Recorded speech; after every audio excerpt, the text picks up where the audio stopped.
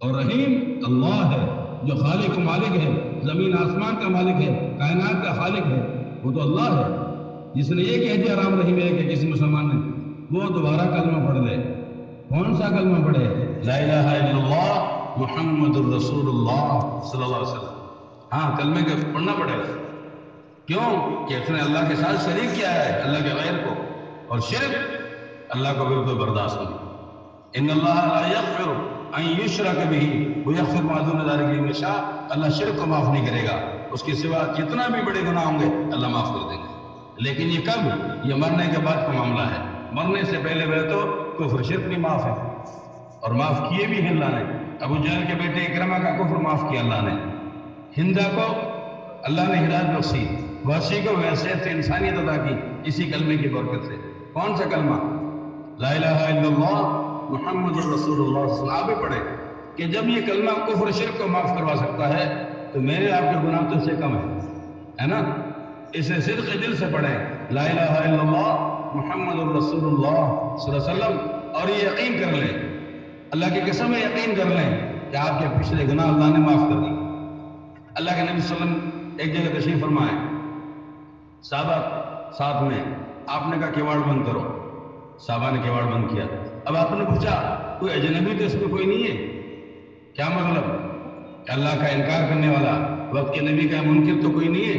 لوگوں نے کہا نہیں، سب مومن ہیں۔ فرمایا ہاتھ کھڑے کرو، تو صحابہ نے اپنے ہاتھ کھڑے کیے۔ پھر اللہ کے رسول نے کیا فرمایا؟ کہو لا الہ الا اللہ محمد الرسول اللہ صلی اللہ علیہ وسلم، حدیث میں ہے۔ سب صحابہ نے کہا لا الہ الا اللہ محمد الرسول اللہ صلی اللہ علیہ وسلم۔ پھر فرمایا خوش ہو جاؤ، اللہ نے تمہاری مغفرت فرما دی۔ فرمایا یہ وہ کلمہ ہے کہ جب بندے مومن کلمہ پڑھتا ہے، کون سا کلمہ؟ لا الہ الا اللہ محمد الرسول اللہ صلی اللہ علیہ وسلم، تو اللہ کے عرش کے سامنے نور کا ایک ستون ہے جو حرکت کرنے لگتا ہے، ہلنے لگتا ہے۔ اللہ سبحانہ وتعالیٰ بطور فخر کے، جانتے ہوئے بھی اس سے پوچھتے ہیں کہ جیسے بچے سے اپنے پوچھتے ہیں نا فخر میں کہ میں کون ہوں، کہ میرا ابا ہے، یہ کون ہے، کہ اماں ہے، فخر میں پوچھتے ہیں۔ حالانکہ روزانہ وہی بات دوبارہ، ایک بار پوچھنی ختم ہو گئی نا، لیکن دوبارہ فخر میں پوچھتے ہیں، خوشی میں پوچھتے ہیں۔ تو یہ بھی اللہ سبحانہ وتعالیٰ فخر میں پوچھتے ہیں، خوشی میں پوچھتے ہیں کہ ستون کیوں ہل رہا ہے؟ تو ستون عرض کہتا ہے الہ العالمین، مٹی کے تلے میں بیٹھے ہوئے مغرب بات کی بات میں، اور تیرے بندوں نے بیک وقت سب نے مل کر لا الہ الا اللہ محمد الرسول اللہ صلی اللہ علیہ وسلم پڑھا ہے۔ وہ کیا چاہ رہے ہیں؟ فرمایا وہ مغفرت چاہ رہے ہیں۔ اللہ پاک فرماتے ہیں میں نے ان سب کی مغفرت کر دی۔ مغفرت کسے کہتے ہیں؟ روٹھے ہوئے رب کے راضی ہونے کو مغفرت کہتے ہیں۔ بلا شبہ میں نے اور آپ نے اللہ کو ناراض کیا ہے، کیا نہیں کیا؟ خوب کیا ہے۔ سامنے سے کوئی غیر اجنبی عورت گزری ہے کہ نہیں، پردہ نہیں تھا اس کے، میرے جی نے چاہا اس کی طرف دیکھوں، شیطان نے وسوسہ ڈالا، میں نے شیطان کی مانی، اللہ کی نہیں مانی۔ اللہ ناراض ہوا نہیں ہوا؟ کہاں بات آئی سچائی کی، وہاں جھوٹ بول دیا، اللہ ناراض ہوا نہیں ہوا؟ ہاں، آیا وقت نماز کا، میں نے غفلت کی، اللہ ناراض ہوا نہیں ہوا؟ نہ جانے کتنے موقع ایسے ہوئے کہ میں نے اللہ کو ناراض کیا، اور دل میں یہ خیال بھی نہیں گزرا کہ میرا اللہ مجھ سے راضی ہے ناراض ہے۔ ہاں، یہ راضی ہے ناراض ہے۔ ایک اللہ والے سے نے کہا مجھ سے اللہ راضی ہے یا ناراض ہے مجھے پتہ چل جاتا ہے، مجھ سے راضی ہے ناراض مجھے پتہ چل جاتا ہے۔ فرمایا کیسے؟ فرمایا میرے پاس ایک گھوڑا ہے، میں اس کی سواری کرتا ہوں، جب گھوڑا میرے کہے پہ چلتا رہتا ہے، میں جدھر کو چلاتا ہوں ادھر چلتا رہتا ہے، تو میں سمجھتا ہوں اللہ مجھ سے راضی، یہ مجھ سے راضی، اللہ مجھ سے راضی ہے، تو گھوڑا بھی راضی ہے اور میرے کہے پر چل رہا ہے۔ اور جب وہ سرکشی کرنے لگتا ہے، میں چاہتا ہوں ادھر کو جاوے، ہو جاتا ہے ادھر کو، تو میں سمجھ جاتا ہوں میں نے اللہ کی نافرمانی کی اور یہ میری نافرمانی۔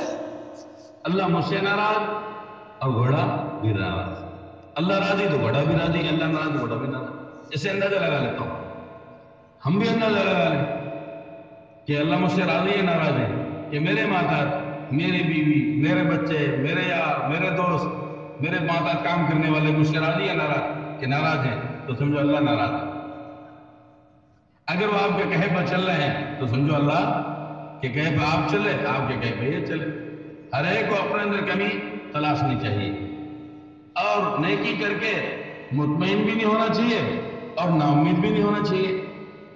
حضرت مولانا الیاس رحمۃ اللہ علیہ کو کسی نے پوچھا، ہم نیکیاں کیے جا رہے ہیں، ہم چلوں پہ چلے لگائے جا رہے ہیں، ہم چار منوں پہ چار منے لگائے جا رہے ہیں، ہم عبادتیں کیے جا رہے ہیں، ہماری قبول ہو رہی ہے نہیں ہو رہی کیا پتا. اب یہ تو کلیم اللہ تو تھے نہیں حضرت موسیٰ علیہ السلام کی طرح کہ جا کے اللہ میاں سے پوچھ کے بتا دیں. حضرت جی کہنے لگے کہ یہ تو صاف ستھری بات پڑی ہے، یہ تو پتہ کیوں نہیں چلتا، سب کو پتہ چلتا ہے. فرمایا کیسے؟ کہنے لگے آپ کے یہاں مزدور کام کرتے ہیں؟ کہ ہاں کبھی کبھار مزدور کام کرنے آتے ہیں. فرمایا جس دن مزدور کام کرنے آتے ہیں ان کا کام آپ کو پسند آ جاتا ہے تو آپ دوبارہ بلاتے ہو؟ تو کہ ہاں، کام پسند آتا ہے اس کو کہتے ہیں آؤ واپس، اور کام نہیں پسند آتا تو دوبارہ نہیں بلاتے دوبارہ، اس کی چھٹی کر دیتے ہو، پیسے دے دیتے ہو 500 روپے، کل کام نہیں ہے. فرمایا ایک نماز جیسے فجر قبول ہو گئی تو ظہر میں اللہ بلائیں گے، ظہر قبول ہو گئی تو عصر میں بلائیں گے، عصر قبول ہو گئی تو مغرب میں بلائیں گے، مغرب قبول ہو گئی تو عشاء میں بلائیں گے، اور عشاء قبول ہو گئی تو فجر میں بلائیں گے. ایک چلہ قبول ہو گیا دوسرے کی توفیق، دوسرا قبول ہو گیا تیسری توفیق ہو گئی. اگر پچھلے عمل کے بعد اگلے عمل کی توفیق نہیں ہوتی ہو تو سمجھو پچھلے عمل میں گڑبڑی تھی، پچھلے عمل میں گڑبڑی تھی، قبول نہیں ہوا. ہاں، اب بہت سے لوگ صرف جمعے آتے ہیں، اثر میں نہیں آتے. تو جمعے سے جمعہ تو ٹھیک ہے قبول ہو جاتا ہوگا، ہم انکار نہیں کرتے، لیکن اتنا مضبوط قبول بھی نہیں ہے کہ جمعے کے بعد اثر میں نہیں آئے، اتنی مضبوطی بھی نہیں ہے قبولیت میں. ہاں،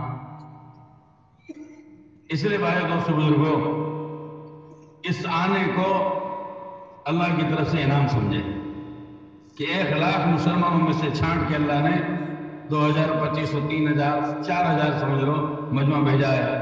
اللہ کرے کرتے 5,000 ہو جاوے، ہم تو 10-20 کی امید رکھتے ہیں، 5,000 ہو جاوے تو گویا امت کا 5% طبقہ پورے ضلع میں سے چھنٹ کے اللہ نے بھیجا ہے. اور ان کو بھیجا جنہوں نے چاہا تو اللہ نے چاہ لیا. چاہنے کو ابو طالب نے نہیں چاہا تو اللہ نے چاہا، اور چاہنے کو وحشی نے چاہ لیا تو اللہ نے بھی چاہ لیا. دیکھو تعجب کے بعد ابو طالب اللہ کے نبی کو راحت پہنچانے والے، آپ کی خدمت کرنے والے، وہ ایمان سے محروم. ادھر وحشی آپ کو اذیت دینے والے، آپ کو تکلیف دینے والے، پھر بھی ایمان مل گیا. کیوں؟ کہ وحشی نے چاہا تو اللہ نے بھی چاہ لیا، حالانکہ چاہ بھی بڑے نخرے سے. فرما وحشی کو کہا گیا، اسلام پیش کیا گیا کہ تو کلمہ پڑھ لے کامیاب ہو جائے گا. کہنے لگے کیا کامیابی؟ اللہ نے قرآن میں کہا ہے جو قتل کرے، جو زنا کرے اس کا ٹھکانہ جہنم ہے، تو میں تو جہنم میں جاؤں گا، یہ سارے کام میں نے کر رکھے ہیں، قتل کیا، زنا بھی کیا، برے کام کیے میں نے. تو کہا گیا، قرآن اترا ان اللہ لا یغفر ان یشرک بہ ویغفر ما دون ذلک لمن یشاء، اللہ شرک کو چھوڑ کے سارے گناہ معاف کر دیں گے. تو یہ آیت اس کے سامنے پیش کی گئی وحشی کے سامنے، تو وحشی کہنے لگا اس میں اللہ نے کہا من یشاء، اللہ جسے چاہیں گے اسے معاف کریں گے، پتہ نہیں مجھے چاہیں گے یا نہیں چاہیں گے. ہاں، ادھر متوجہ رہے، وہ کام کرنے والے متعین ہیں، وہ کام کرتے رہیں گے. من یشاء، جسے چاہیں گے اسے، میں پتہ نہیں مجھے چاہیں گے نہیں چاہیں گے. اس لیے پھر کلمہ نہیں پڑھا. پھر آیت اتری قل لعبادی الذین اسرفوا علی انفسہم لا تقنطوا من رحمت اللہ ان اللہ یغفر الذنوب جميعا، میرے بندوں سے کہہ دو، کون سے بندے کہ جنہوں نے حدیں پار کر دی، نافرمانے کرتے کرتے حد سے گزر گئے، کہ لا تقنطوا من رحمت اللہ، میری رحمت سے نا امید نہ ہونا، ان اللہ یغفر الذنوب جميعا، اللہ سارے گناہوں کو معاف کر دے گا. مسرف کسے کہتے ہیں؟ حد سے زیادہ تجاوز کرنے والے کسے کہتے ہیں؟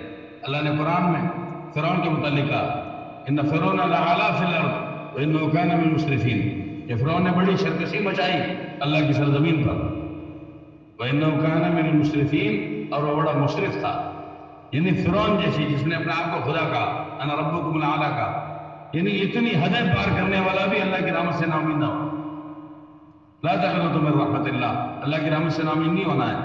ان اللہ یغفر الذنوب جميعا، اللہ سارے گناہوں کو معاف کر دیں گے. یہ آیت جو وحشی کے سامنے پیش کی گئی، کہنے لگے یہ ٹھیک ہے. چنانچہ آیا کپڑا باندھے ہوئے اپنے منہ پر کہ اللہ کے نبی کا کہ نظر میرے پر نہ پڑے، یا مجھے پہچانے نہیں لوگ، اس سے پہلے قتل کر دیں گے. چنانچہ آیا اور آ کے کہا اشہد ان لا الہ الا اللہ واشہد ان محمد رسول اللہ.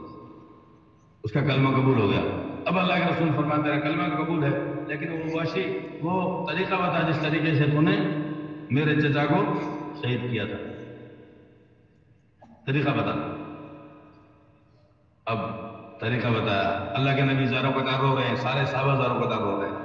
پھر اللہ کے نبی کہا اٹھ کے یہاں سے چلے جاؤ، میرے سامنے سے مت گزرنا. کیوں کہ آپ کے سامنے سے گزر سے میرے چچا کی مجھے یاد آ جائے گی، اور جب یاد آئے گی تو مجھے اذیت تکلیف ہوگی، اور ایمان کی حالت میں تم نے اگر مجھے اذیت دی تو تم ایمان سے محروم ہو جاؤ. اس لیے واسی بچا بچا کے اپنے آپ کو رکھتے تھے. لیکن اللہ نے چاہ لیا، کیوں کہ واشی نے خود چاہا تو اللہ نے چاہ لیا. عام اعلان ہے، عام اعلان ہے کہ جو چاہ لے اللہ سے چاہ لے گا. بڑا قدرداں، ہاں بے نیاز بھی ہے کہ انتم الفقراء واللہ غنی، تم سارے کے سارے فقیر محتاج، ایک اکیلا اللہ غنی ہے، بے نیاز ہے، کسی کی پیڑ نہیں اس کو، کسی کی نہیں. ہاں اور قدرداں ایسا کہ تم ایک بالش بڑھو اللہ ایک ہاتھ بڑھے گا، ایک ہاتھ ایسے کہتے ہیں، ایک ہاتھ بڑھو ایک باں بڑھے گا، یعنی ایک کرس، اور تم چل کے آؤ اللہ پاک کی رحمت دوڑ کے متوجہ ہوگی. قدرداں بھی بہت ہے، تھوڑے پر بہت نوازنے والے ہیں. کیسے نوازنے والے؟ فرمایا ایک زانیہ فاحشہ بدکار عورت پوری زندگی زنا فحش بدکاری میں گزر گئی، کوئی نیکی نہیں کی سوائے اس سے کہ اس نے پیاسے کتے کو پانی پلا دیا، اللہ نے زندگی بھر کے اس کے گناہ معاف کر دیے. یہ اللہ کے رحم و کرم کی انتہا بتانے کے لیے ہے یہ باتیں کہ کتنا رحیم کریم ہے کہ صرف ایک چھوٹے سے عمل پر زندگی بھر کے زنا فحش بدکاری کو معاف کر رہا ہے. اس کے رحیم کے رحم و کرم سے نفع اٹھائیں. ہم بھائی دوستوں بزرگوں گناہ کرتے ہیں، کیوں کرتے ہیں؟ تو گناہ گار سے پوچھے ارے بھائی تو کیا کر رہا ہے؟ کہ اللہ بڑو کریم ہے، اللہ بڑو رحیم ہے. اچھا، لیکن اس کو دھوکہ کا قرآن نے وَلَا يَغُرَّنَّكُمْ بِاللَّهِ الْغَرُورُ کہ تمہیں دھوکے میں نہ ڈالے. دھوکے میں ڈالنے والا کون؟ شیطان. تم سے یوں کہے گا گناہ کرتے جاؤ اللہ بڑے بخشنے والا. Thanks for watching. Don't forget to like, comment, share and subscribe to Al Wahid channel.